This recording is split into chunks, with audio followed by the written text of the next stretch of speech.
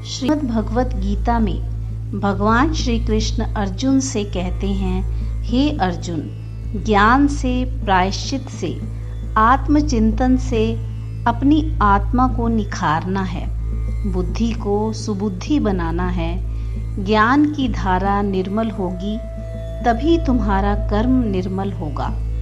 महाभारत में ऐसा वर्णन आता है, जिस समय पांडव युद्ध में विजयी हुए और युधिष्ठिर राज सिंहासन पर आरूढ़ हुए, उनके लिए मारे गए समस्त रिश्तेदारों का अंतिम संस्कार करने का अवसर उपस्थित था। दाह संस्कार हुआ। सब श्राद्ध कर्म करने के बाद युधिष्ठिर के मन में आया कि युद्ध करते समय बहुत गलतियां हुई, नीतियों का पालन भी नहीं हुआ, अनीतियां भी हुई हैं। जाने अनजाने में कितनी गलतियां हो गई। ऐसी स्थिति में हमारे सिर पर पाप का भारी बोझ होगा, अतः हमें तीर्थों में जाना चाहिए, प्रायश्चित करना चाहिए। पांचों पांडव कुंती माता को लेकर तीर्थ यात्रा पर निकले। व्यास ऋषि ने जाते समय कहा, भाई स्नान के लिए जाओगे तो मेरा यह कमंडल भी ले जाना। और उन्होंने कमंडल, जिसको साधारण भाषा में फक्कड़ फकीर लोग तुम्बा बोलते हैं, वह उठाकर दे दिया। तुम्बा लौकी की जाति का एक फल होता है। जब वह बड़ा हो जाता है तब उसको काटकर साधु लोग तुम्बा बनाते हैं। व्यास ऋषि ने कहा, स्नान करके आना, मेरे तुम्बा को भी स्नान कराना, यह भी पवित्र हो, मेरे लिए अच्छा रहेगा। पांडव लोग यात्रा पर गए, तरह तरह के तीर्थ किए, उन्होंने स्नान ध्यान किया। वापिस आए। व्यास ऋषि के आश्रम में आकर जब खड़े हुए तो युधिष्ठिर ने कहा, तीर्थ तो हम कराए पर मन को शांति नहीं मिली। हाँ, डुबकियां लगाई, स्नान किया, अनेक तीर्थों पर गए। व्यास ऋषि पूछने लगे, मेरा जो कमंडल तुम लेकर गए थे उसको भी स्नान कराया या नहीं? सबने कहा कि हमने खूब नहलाया धुलाया, पानी भरकर भी लाए।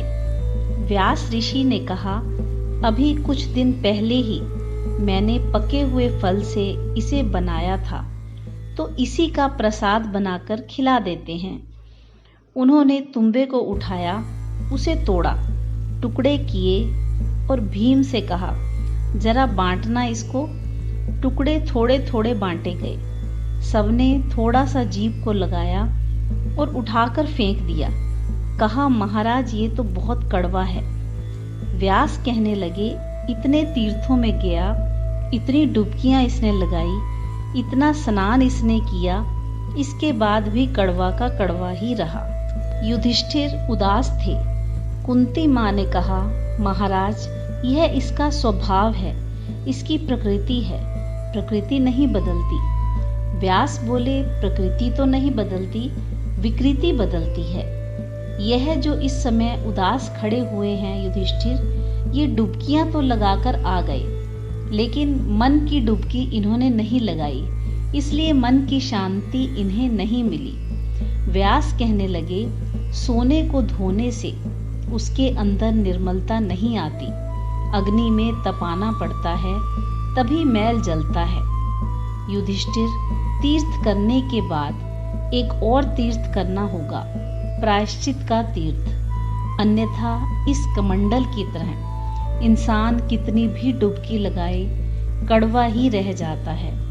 इसलिए तुम्हें अंदर भी डुबकी लगानी होगी, तभी तुम्हारा ज्ञान बन पाएगा। ज्ञान पाने के बाद कर्म करने के लिए उद्यत होने से पहले आत्मविश्लेषण करना बहुत जरूरी है। उसी से पवित्रता आती है, नई दिशा मिलती है। फिर आप निष्काम भाव से निस्संग होकर यज्ञ कर्म करने वाले बनेंगे।